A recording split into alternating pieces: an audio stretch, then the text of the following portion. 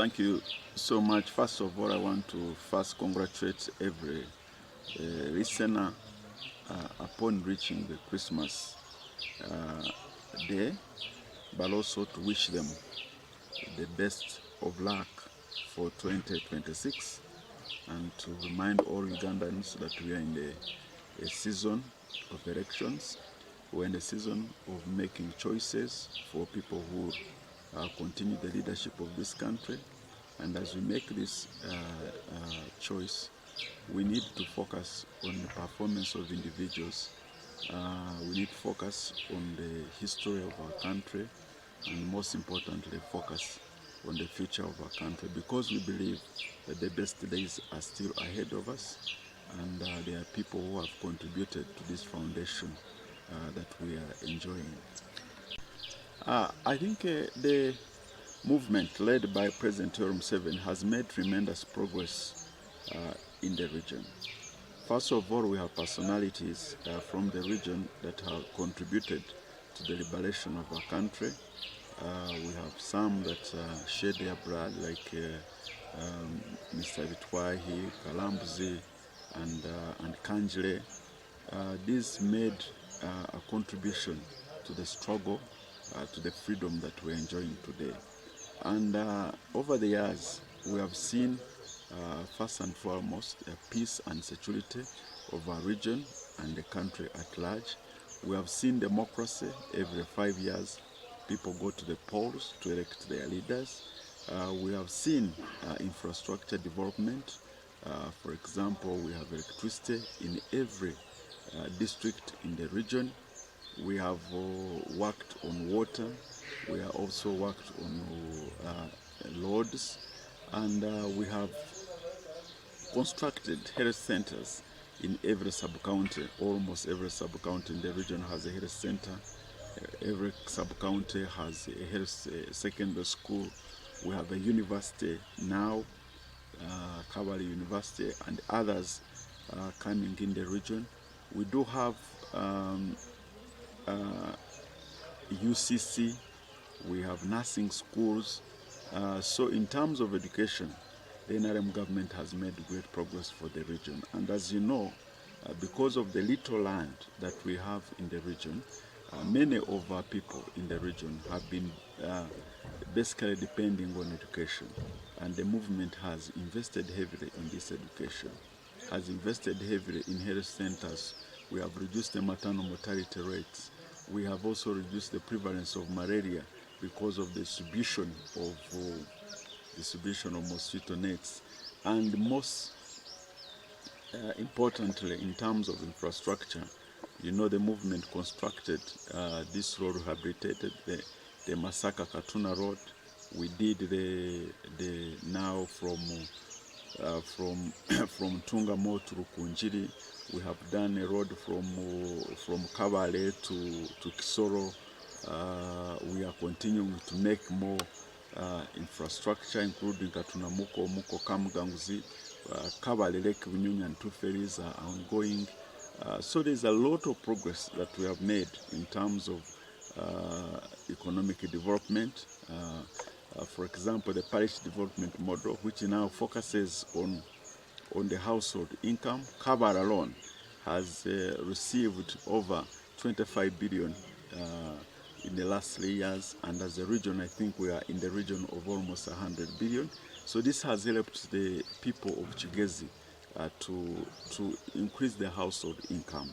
And because of these good policies, that's why the NRM, led by President Yoweri Museveni, has been sustained here in Kigezi, and we continue to support the president because of this. I think the people of Kigezi want leaders that take them, that move them forward, want leaders that are focused on development, want leaders that want peace, and also that want open debate. And the president and the NRM, led by President Museveni, has been one of those vehicles that has delivered aspirations of the people of Uganda, of the people of Kigezi in particular. Well, it shows that we're being lucky to produce people who have made a contribution to the development of our country, and people who actually participated in the struggle. As I said, you know, Dr. Wakana Rugunda, Amama Mbabazi, and Professor Mutebile were among the young people who participated in the liberation of the country. And we are happy that they made that contribution. And it is an inspiration for the young generation to continue pushing forward the aspirations of our people. And our people want peace and security. Our people want development. Our people want open debate because they are open-minded people. They want policies that develop them, education, and recently we are also focusing on establishing a factory for iron ore in the region. And these developments are the ones that continue to support the legacy of these people that participated in the struggle. You know, politics and the economy work together, so it can't be beyond politics. It has to be a part and parcel of. But economically, Kigezi is strategically placed because what do we have as a region?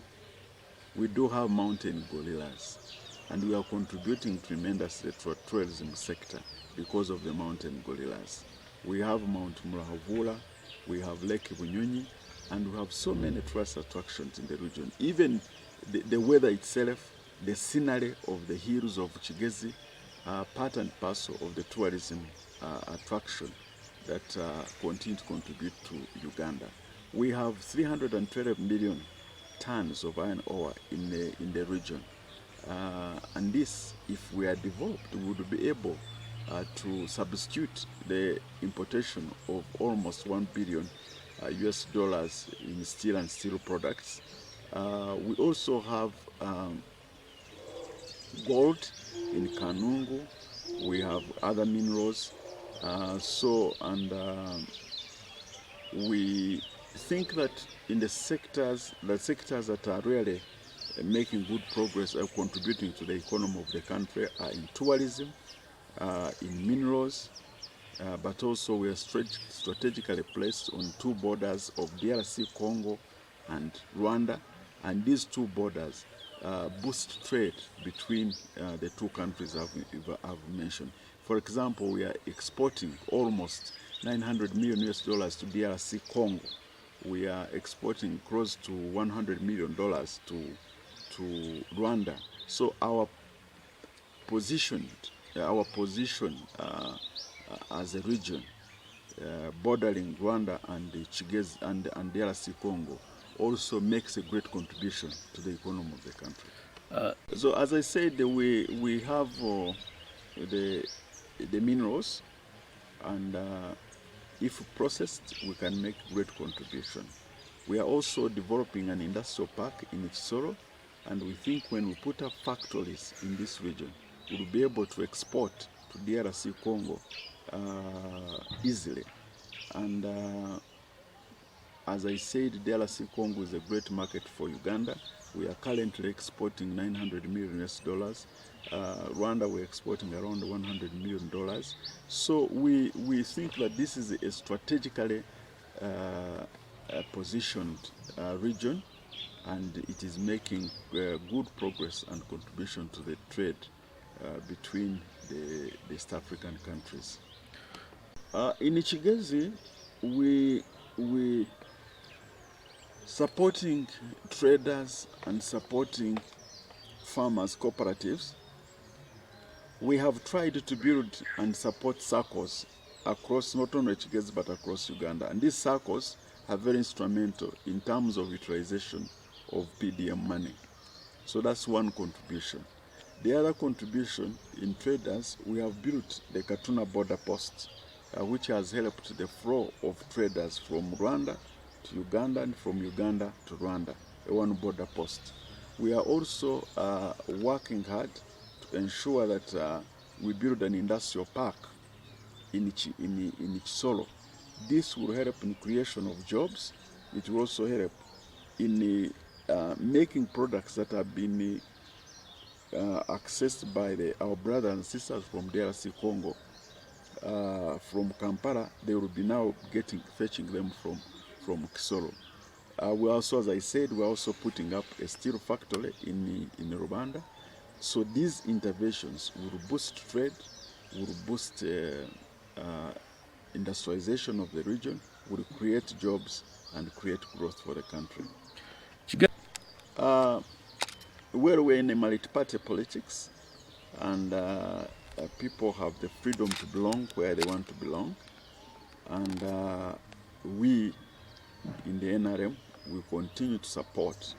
We continue to support democracy, and we continue also to ensure that our party is strong. We continue to resolve internal contradictions using all ways, and we are happy that people come up and stand in different parties, but the party that Ugandans continue to support is the NRM party. One is peace and security. Without peace, you can't talk about the economy. You can't talk about transformation. So the people of Kigezi have been peaceful for the last, we have never experienced, apart from the war of 1994, which was for a short time period, we have never experienced war here since 1986. The second transformative issue is about this infrastructure that we invested in schools, universities. That has been very transformative because we have limited land and many people have depended on education. And the NRM government led by President Museveni has been able to support education sector.